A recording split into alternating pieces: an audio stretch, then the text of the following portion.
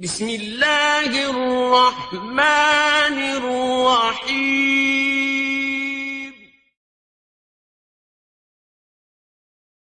کہ اس میں ہم سب کو اس مبارک ماہ میں حاضر ہونے کا اور اس مبارک ماہ میں داخل ہونے کا شرف ہے۔ یہ اللہ رب العالمین کا فضل ہے، ورنہ آپ دیکھیں کہ یہ رمضان جس میں ابھی ہم اور آپ موجود ہیں، بہت سے ہمارے بھائی ایسے ہیں جو گزشتہ رمضان میں ہمارے ساتھ تھے مگر اس وقت وہ ہمارے ساتھ نہیں ہیں۔ گویا کہ اللہ رب العالمین نے ہمارے اوپر بہت بڑا فضل اور بہت بڑا احسان کیا ہے کہ اس ماہ مبارک میں حاضر ہونے کا اور اس کے صیام و قیام کا موقع اللہ رب العالمین نے ہمیں عطا کیا ہے۔ اس لیے اللہ رب العالمین کا ہمیں شکر بجا لانا چاہیے۔ دوسرے نمبر پر میں شکر ادا کرتا ہوں ان تمام احباب اور اخوان کا جنہوں نے آپ سے ہم کلام ہونے کا موقع اور آپ سے گفتگو کرنے کی فرصت عطا فرمائی یا اس کا انتظام کیا، کیونکہ اللہ کے نبی صلی اللہ علیہ وسلم نے ارشاد فرمایا، جیسا کہ سنن ابی داؤد کی روایت میں ہے، لا یشکر اللہ من لا یشکر الناس، جو بندوں کا شکر گزار نہیں ہوتا وہ اللہ تعالیٰ کا شکر گزار نہیں بن سکتا۔ اس لیے اللہ رب العالمین کے شکر کے بعد میں ان تمام لوگوں کا شکر ادا کرتا ہوں جنہوں نے یہ موقع اور یہ فرصت مہیا کرنے کی کوشش کی۔ اللہ رب العالمین ان کی جہود کو کامیابی سے سرفراز فرمائے۔ دوسری بات، یہ جو درس ہے یا جو آپ سے گفتگو کی جائے گی، اس کے لیے میری نظر میں صرف ایک مقصد ہے، اور وہ مقصد یہ ہے کہ اللہ اور اس کے رسول نے اپنے دین کی جو باتیں قرآن اور سنت کی شکل میں ہم انسانوں کو بتائی ہیں، وہی باتیں آپ سے بیان کی جائیں، آپ سے نقل کی جائیں۔ میرا اپنے طور پر کوئی اختیار کردہ مذہب اور کوئی اختیار کردہ مسلک نہیں ہے۔ جو بات حدیث میں نبی صلی اللہ علیہ وسلم سے ثابت ہو جائے وہی ہمارا ایمان، وہی ہمارا دین ہے۔ اس کے علاوہ برسوں سے ہم ایسا کرتے آئے ہیں، مدتوں سے ہمارے یہاں یہ طریقہ رائج ہے، بڑے بڑے علماء نے یہ کہا ہے، بڑی بڑی بزرگ ہستیوں کا یہ عمل رہا ہے۔ ظاہر ہے کہ یہ بات تقلید کو زیب دیتی ہے، اتباع سنت کو یہ بات زیب نہیں دیتی، کیونکہ جس وقت اللہ کے نبی صلی اللہ علیہ وسلم کا کوئی حکم ہمیں معلوم ہو گیا، نبی صلی اللہ علیہ وسلم کا کوئی فرمان ہم تک پہنچ گیا، اسی وقت ہم پر یہ واجب ہے کہ ہم اسے تسلیم کر لیں، اسے مان لیں اور اس کے آگے چوں اور چرا کرنے کی کوشش نہ کریں۔ اس لیے میرے دوستوں، جو بات اللہ کی طرف سے اور جو بات نبی صلی اللہ علیہ وسلم کی طرف سے بیان کی جائے، اہل ایمان کی شان یہ ہے کہ پہلے اس کے بارے میں معرفت اور اس کے بارے میں علم حاصل کریں کہ کیا واقعی یہ بات نبی صلی اللہ علیہ وسلم نے بیان فرمائی ہے، کیا واقعی یہ بات اللہ کے نبی صلی اللہ علیہ وسلم نے کہی ہے۔ اور جب یہ بات ثابت ہو جائے تو ان پر فرض ہے بغیر کسی تردد کے، بغیر پیشانی پر شکن لائے اور بغیر دل میں کوئی تنگی محسوس کیے کہ اس کو تسلیم کر لیں، اس پر ایمان لے آئیں۔ اللہ رب العالمین نے فرمایا، انما كان قول المؤمنين اذا دعوا الى الله ورسوله ليحكم بينهم ان يقولوا سمعنا واطعنا۔ مومنوں کی شان یہ ہے، ان کا طریقہ یہ ہے کہ جب انہیں فیصلہ کرنے کے لیے اللہ اور اس کے رسول کی طرف بلایا جاتا ہے تو وہ کہتے ہیں کہ ہم نے سن لیا اور ہم نے اطاعت کی۔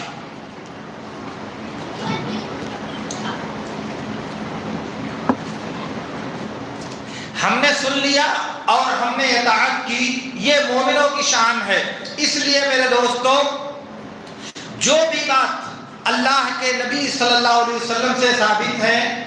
سنت کے ذخیرے میں جو بھی باتیں نبی صلی اللہ علیہ وسلم سے صحیح سند کے ساتھ مروی ہیں، ان کو ماننا، ان پر عمل کرنا، ان پر ایمان لانا، یہ ہماری ایمانی زندگی کا لازمہ اور ہماری ایمانی زندگی کا تقاضا ہے۔ اس لیے ہمارے ہاں یہ جو تصور پایا جاتا ہے کہ ہم 50 سال سے ایسا کر رہے ہیں، 60 سال سے ہمارے ہاں ایسا ہو رہا ہے، ہم 80 سال سے یہ طریقہ اپنائے ہوئے ہیں، یہ حجت نہیں اسلامی شریعت میں، یہ دلیل نہیں اسلامی شریعت میں۔ کیوں؟ اس لیے بخاری اور مسلم کی روایت میں ہے، ابو موسیٰ اشعری رضی اللہ تعالیٰ عنہ عمر بن خطاب رضی اللہ تعالیٰ عنہ کے گھر گئے، 3 مرتبہ سلام کیا، اجازت نہیں ملی، واپس چلے آئے۔ عمر بن خطاب رضی اللہ تعالیٰ عنہ کسی کام میں تھے مشغول، فارغ ہوئے تو کہا کہ عبداللہ بن قیس، ابو موسیٰ اشعری کی آواز سنائی دی تھی، ذرا بلاؤ انہیں۔ تو دروازے پہ جب آواز دی گئی تو وہ وہاں سے واپس آ چکے تھے۔ پھر ان کے پیچھے بھیجا بلانے والے کو، آیا اور ان کو بلا کر لے گیا، کہا کہ تم آئے تھے ہمارے گھر، تمہارا سلام ہم نے سنا، تم واپس کیوں چلے آئے؟ کہا کہ میں نے اللہ کے نبی صلی اللہ علیہ وسلم کو فرماتے ہوئے سنا ہے، اذا استأذن احدكم فليستأذن ثلاثا فإن أذن وإلا فرجع۔ جب تم میں سے کوئی آدمی کسی کے گھر جائے تو اجازت طلب کرے، اجازت 3 مرتبہ مانگے، اگر اجازت مل جائے تو ٹھیک ہے ورنہ واپس چلا جائے۔ عمر بن خطاب رضی اللہ تعالیٰ عنہ نے کہا اگر تم اس کی دلیل نہیں دیتے، اس کا کوئی شاہد اور گواہ لے کر کے نہیں آتے تو میں تمہیں سزا دوں گا، میں تمہیں ماروں گا، میں تمہیں تکلیف دوں گا۔ حدیث کا لفظ ہے لَأُوجِعَنَّكَ ضَرْبًا۔ ابو موسیٰ اشعری رضی اللہ تعالیٰ عنہ گھبرائے ہوئے مسجد نبوی میں آئے، صحابہ کرام بیٹھے ہوئے تھے، ابی بن کعب رضی اللہ تعالیٰ عنہ جو کبار صحابہ میں سے ہیں، انہوں نے کہا کہ یہ گھبرائے ہوئے ہیں، ضرور کوئی مسئلہ پیش آیا ہے۔ انہوں نے آ کر کے کہا کہ ایسی اور ایسی بات میری عمر بن خطاب رضی اللہ تعالیٰ عنہ کے ساتھ پیش آئی ہے۔ ابی بن کعب نے کہا کہ ہم میں جو سب سے چھوٹا آدمی ہے وہی تمہارے ساتھ شہادت کے لیے کھڑا ہوگا۔ ابو سعید خدری رضی اللہ تعالیٰ عنہ ان کے ساتھ کھڑے ہوئے اور جا کر کے عمر بن خطاب رضی اللہ تعالیٰ عنہ کے سامنے شہادت دیا اور کہا کہ میں نے اللہ کے رسول صلی اللہ علیہ وسلم کو فرماتے ہوئے سنا ہے۔ عمر بن خطاب نے کہا الہانی عنہ الصفق بالاسواق، یہ حدیثیں سننے سے تجارت نے مجھ کو غافل کر دیا، خرید و فروخت نے مجھے ان حدیثوں سے لاپرواہ کر دیا۔ ابی بن کعب رضی اللہ تعالیٰ عنہ آئے اور کہا یا عمر لا تکن عذابا علی صحاب محمد صلی اللہ علیہ وسلم۔ قال عمر سبحان اللہ انی سمعت شیئا فاردت ان اتثبت۔ کہا کہ اے عمر تم صحابہ کرام کے لیے عذاب مت بنو۔ عمر نے کہا سبحان اللہ، میں نے تو ایک بات سنی تھی، سوچا کہ اس کی تحقیق کر لوں، سوچا کہ اس کے بارے میں دریافت کر لوں، سوچا کہ اس کے بارے میں پتہ لگا لوں۔ یہ عمر بن خطاب رضی اللہ تعالیٰ عنہ کے ساتھ یہ واقعہ پیش آیا۔ اب اگر دیکھیں عمر بن خطاب رضی اللہ تعالیٰ عنہ اس امت میں نبی کے بعد دوسرے افضل ترین انسان ہیں، اس کے باوجود ان کو نبی صلی اللہ علیہ وسلم کی یہ حدیث ابھی تک معلوم نہیں ہے۔ یہ ان کا زمانہ خلافت ہے، نبی کے ساتھ رہے ابتدائی مکہ کے ابتدائی اسلام سے لے کر کے نبی صلی اللہ علیہ وسلم کی وفات تک، پھر خلافت ابو بکر کے پورے زمانے میں، اور پھر اپنی خلافت کے کچھ سال تک، یہاں تک کہ ابو موسیٰ اشعری، ابی بن کعب اور ابو سعید خدری رضی اللہ تعالی عنہ اجمعین نے ان کو یہ حدیث سنائی۔ اب آپ بتائیے عمر کا مقام و مرتبہ ان کے مقابل میں کتنا بڑا ہے، بہت عظیم الشان مرتبہ ہے، مگر ان کا نہ جاننا ان کے لیے دلیل نہیں بن سکا، ان کی عدم معرفت ان کے لیے دلیل نہیں تھی۔ اتنے دنوں تک ان کو معلوم نہیں تھا، انہوں نے نہیں کہا کہ یار میں ہمیشہ نبی کے ساتھ رہتا تھا، ہر جگہ سفر و حضر میں ان کی مصاحبت کا شرف مجھے حاصل ہے، مگر میں نے یہ بات نہیں سنی، کہاں سے تم لے آئے حدیث؟ ایسا کچھ نہیں انہوں نے کہا۔ اس کا مطلب یہ ہوا کہ جب اللہ کے نبی صلی اللہ علیہ وسلم کا حکم ہم انسانوں کو معلوم ہو جائے تو ہم پر فرض ہے کہ ہم اس کو مانیں، اسے بجا لائیں، اس پر عمل کرنے کی کوشش کریں۔ یہ ہمارے ایمان اور ہمارے نبی صلی اللہ علیہ وسلم سے محبت کا تقاضا ہے۔ آپ سنیں صحیح مسلم کی ایک روایت میں ہے، رافع بن خدیج رضی اللہ تعالی عنہ کہتے ہیں کہ اللہ کے رسول صلی اللہ علیہ وسلم نے زمین کو بٹائی پر دینے سے منع کیا ہے۔ مطلب اس کا یہ ہے کہ کوئی آدمی اپنی زمین کسی کو کاشتکاری کے لیے دے اور کہتے کہ زمین کے فلاں حصے میں جو پیدا ہوگا وہ ہمارا ہے اور باقی جو پیدا ہوگا وہ تمہارا ہے، اس سے نبی صلی اللہ علیہ وسلم نے منع کیا ہے۔ اس کے بعد یہ حدیث شدہ معاویہ رضی اللہ تعالیٰ عنہ کی خلافت میں عبداللہ بن عمر رضی اللہ تعالیٰ عنہما کو پہنچی۔ معاویہ رضی اللہ تعالیٰ عنہ کی خلافت کی ابتدا سن 40 ہجری سے ہے اور سن 60 ہجری تک پورے 20 سال ان کی خلافت رہی ہے۔ انہی 20 سالوں میں سے کسی ایک سال یہ حدیث عبداللہ بن عمر رضی اللہ تعالیٰ عنہما کو پہنچی۔ انہوں نے اپنے بیٹے سالم اور اپنے آزاد کردہ غلام نافع کو لیا، کہا چلو چلتے ہیں رافع بن خدیج کے گھر۔ ان کے گھر گئے اور کہا کہ رافع یہ کون سی حدیث تم بیان کر رہے ہو؟ ہم لوگ نبی صلی اللہ علیہ وسلم کے زمانے میں زمین کو بٹائی پر دیتے تھے، مگر نبی صلی اللہ علیہ وسلم نے ہم کو منع نہیں کیا۔ تو انہوں نے کہا کہ میرے چچاؤں نے، ان میں سے ایک زہیر بن رافع ہیں، انہوں نے اللہ کے رسول صلی اللہ علیہ وسلم سے بیان کیا کہ نبی صلی اللہ علیہ وسلم نے زمین کو بٹائی پر دینے سے منع کیا ہے۔ عبداللہ بن عمر رضی اللہ تعالیٰ عنہ نے اسی تاریخ سے زمین کو بٹائی پر دینے سے اعراض برتا، زمین کو بٹائی پر دینا بند کر دیا۔ کہا کہ ہو سکتا ہے کہ اللہ کے رسول نے منع کیا ہو اور مجھے معلوم نہ ہو سکا ہو، اللہ کے نبی نے روکا ہو لیکن اس رکاوٹ کا علم مجھے نہ ہو سکا ہو، اس لیے اس کے بعد انہوں نے زمین کو بٹائی پر دینا چھوڑ دیا۔ کتنے دن ہو گئے؟ آپ سوچئے کہ نبی صلی اللہ علیہ وسلم کی ہجرت کے 40 سال تک عبداللہ بن عمر رضی اللہ تعالیٰ عنہما یہ کام کرتے رہے، مگر جس دن حدیث ملی جا کر کے تصدیق کیا رافع سے، اس کے بعد اس دن سے بند۔ اب آج کے بعد نہیں ہو سکتا ایسا، کیونکہ نبی صلی اللہ علیہ وسلم نے ایسا کرنے سے منع کیا ہے، کیونکہ نبی صلی اللہ علیہ وسلم نے اس عمل سے امت کو روکا ہے، اس لیے اب دوبارہ نہیں کر سکتے۔ آپ ذرا غور کیجئے میرے ساتھ، عبداللہ بن عمر فقیہ صحابہ، علم و فضل میں، علم و معرفت میں امت کے ایک عظیم الشان انسان تھے، اور بالکل ابتدائی اسلام میں مسلمان ہوئے، ہمیشہ پوری عمر نبی صلی اللہ علیہ وسلم کے ساتھ گزاری، مگر یہ اعتراض کبھی نہیں کیا کہ یہ حدیث ابھی تک کہاں تھی، کہ میرے باپ کو نہیں معلوم تھی، فلاں کو نہیں معلوم تھی، فلاں کو نہیں معلوم تھی، تم لوگ میرے باپ سے بڑے عالم ہو، مگر انہوں نے کچھ نہیں کہا۔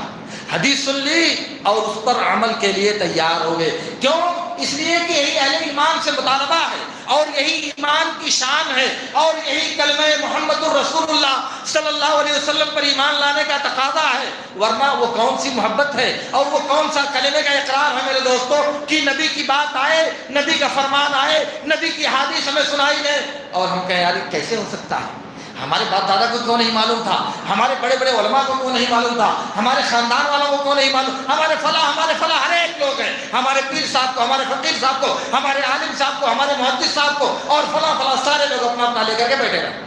حدیث پر کون عمل کرے گا؟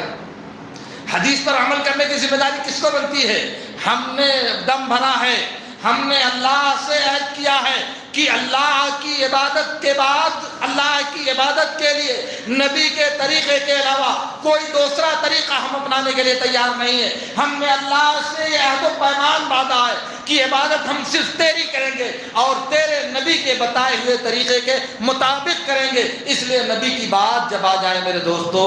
تو ہمارے لیے لیتا اور لعلہ کی گنجائش باقی نہیں رہتی، ہمارے لیے چور چرا کی گنجائش باقی نہیں رہتی۔ میں آپ سے عرض کرتا ہوں، آپ سنیں، ابن ابی حاتم نے جرح و تعدیل کے مقدمہ میں بسند صحیح روایت کیا ہے عبداللہ بن وہب، ذرا نیچے آئیے، صحابہ سے نیچے، میں بتا رہا ہوں آپ کو، عبداللہ بن وہب رضی اللہ رحمۃ اللہ علیہ سے انہوں نے کہا کہ میں ایک دن مالک بن انس رحمۃ اللہ علیہ کے درس میں بیٹھا ہوا تھا، ایک آدمی نے ان سے پوچھا کہ حضرت ذرا یہ بتائیے کہ وضو میں انگلیوں کا خلال کیا جائے گا یا نہیں؟ کہا نہیں، اس بارے میں نبی صلی اللہ علیہ وسلم سے کچھ بھی ثابت نہیں ہے، اس لیے انگلیوں میں خلال نہیں کیا جائے گا۔ عبداللہ بن وہب کہتے ہیں، عبداللہ بن وہب امام مالک کے شاگرد ہیں،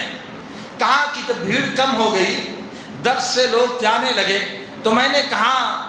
کہ حضرت آپ نے یہ جو بات کہی ہے کہ وضو میں انگلیوں میں خلال نہیں کیا جائے گا، یہ آپ نے کیوں کہی ہے؟ کہا کیا ہوا؟ کہا کہ اس بارے میں میرے پاس ایک سنت ہے، ہمارے یہاں اس بارے میں نبی کی ایک حدیث ہے۔ کہا وہ کیا ہے؟ انہوں نے کہا کہ مجھ سے حدیث بیان کیا ہے لیث بن سعد نے، عبداللہ بن لحیہ نے، عمرو بن حارث نے،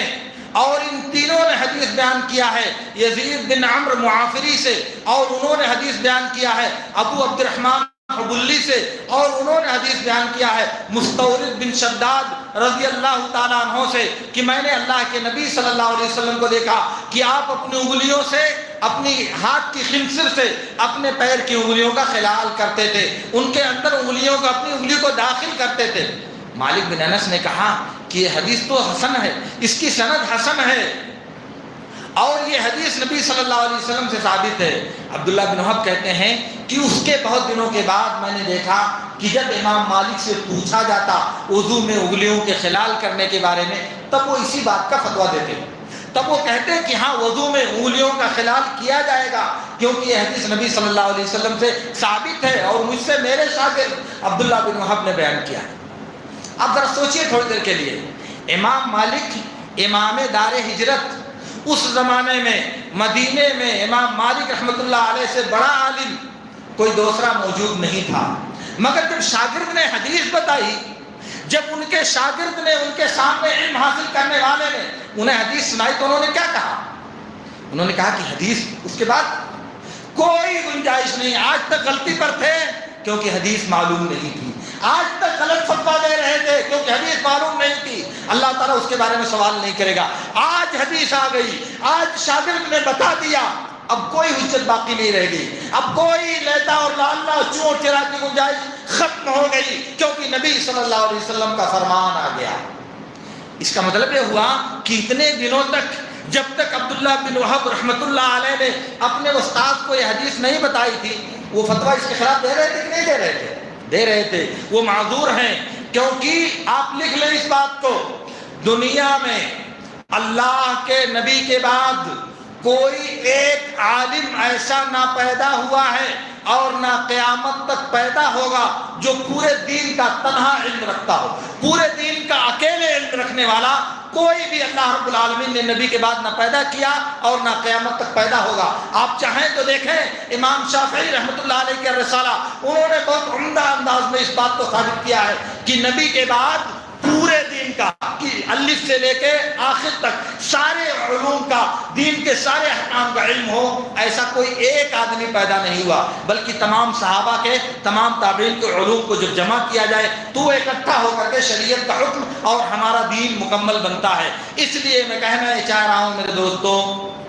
دین وہ ہے جو اللہ کی کتاب اور نبی صلی اللہ علیہ وسلم کی سنت میں موجود ہے۔ اس لیے جو بات نبی صلی اللہ علیہ وسلم کی سنت میں جس وقت ہمیں معلوم ہو اسی وقت وہ ہمارا دین ہے۔ ہمارے لیے یہ جائز نہیں ہے کہ اتنے دنوں سے ہم نے نہیں کیا، اتنے دنوں سے ہم عمل نہیں کر رہے تھے تو اس کا مطلب یہ ہوا، تو اس کا مطلب یہ ہوا، تو اس کا مطلب یہ ہوا۔ یہ ساری باتیں شیطان کے وسوسے اور آپ کے عقل کا انحراف ہے، ورنہ سنت سے محبت کا تقاضا یہ ہے کہ جس لمحے میں سنت کا علم ہوا اسی لمحے میں ہم پر واجب ہے کہ ہم اس پر عمل کریں، اسے اپنی زندگی میں بجا لائیں، اور اللہ رب العالمین نے جس دن توفیق دیا اسی دن اللہ کا شکر ادا کرنا ہم پر واجب ہے کہ تو نے اپنے دین کا یہ علم ہم کو عطا فرمایا۔ نہیں معلوم تھا، ہم معذور تھے، اللہ تعالیٰ ہم سے اس کے بارے میں سوال نہیں کرے گا۔ سوال اس وقت ہوتا ہے جب انسان کو معلوم ہو، جب انسان کو علم ہو جائے تب اللہ تعالیٰ سوال کرتا ہے۔ اس لیے میں جو بات آپ سے کہنا چاہتا ہوں وہ یہ ہے کہ نبی صلی اللہ علیہ وسلم کی احادیث جو آپ کے سامنے ذکر کی جائیں گی، ان احادیث سے مقصد صرف یہ ہے کہ دین کا علم ہمیں حاصل ہو، اللہ کے دین کا علم ہمیں حاصل ہو، اور ہماری زندگی میں اس کی کار فرمائی اور اس کی جلوہ نمائی نظر آئے، ہم اس پر عمل کرنے کی کوشش کریں، اور انشاءاللہ جستہ جستہ باتیں نبی صلی اللہ علیہ وسلم سے لے کر میں آپ کے سامنے نقل کرنے کی کوشش کروں گا۔ میری اپنی کوئی رائے، میری اپنی کوئی پسند اور میرا اپنا کوئی اختیار اس میں شامل نہیں ہوگا، صرف نبی کا فرمان میں آپ تک پہنچانے کی ذمہ داری ادا کرنے کی کوشش کروں گا، اس کے علاوہ اور کوئی بات نہیں ہے۔ اگر ممکن ہوتا کہ حدیث کو بغیر ترجمہ کے میں آپ کے سامنے ذکر کر دیتا تو میں یہی کرتا، لیکن چونکہ مجبوری ہے اپنی زبان کی، اس لیے میں حدیث کا ترجمہ آپ کے سامنے پیش کر کے آپ سے گزارش کروں گا کہ آپ اس کو سنیں، اس پر غور کریں اور اس پر عمل کرنے کی کوشش کریں۔ اور اسی پر آج میں اپنی بات کو ختم کرتا ہوں، اور انشاءاللہ یہ سلسلہ آگے بڑھے گا، اور ایک ایک دن کر کے آہستہ آہستہ تھوڑی تھوڑی باتیں آپ کے سامنے عرض کی جائیں گی، تاکہ آپ کے پاس دین کی معلومات میں، شریعت کے احکام کی معرفت میں، نبی صلی اللہ علیہ وسلم کے طریقے کے علم میں وسعت، کشادگی اور گہرائی پیدا ہو۔ یہی ہماری زندگی کا مقصد ہے، ورنہ لمبی چوڑی تقریر کرنا اور لمبے چوڑے لچھے دار رو کر کے گا کر کے بہت سی باتیں عرض کرنا، ان کا کوئی حاصل دنیا میں نہیں ہوتا میرے دوستو، اور ان کا کوئی مطلب بھی نہیں ہوتا۔ اس لیے آپ دین کی باتوں کو سننے کے لیے ذہن بتائیں، احادیث کو سننے کے لیے آپ اپنے دماغ میں تصور پیدا کریں، اور پھر اسی کو سن کر کے اس پر عمل کرنے کی کوشش اور اللہ رب العالمین سے توفیق مانگیں۔ اللہ رب العالمین سے میری دعا ہے کہ اللہ رب العالمین ہمیں ان باتوں کو سمجھنے اور ان پر عمل کرنے کی توفیق عطا فرمائے۔ وآخر دعوانا ان الحمد للہ رب العالمین۔ اقول ما تسمعون۔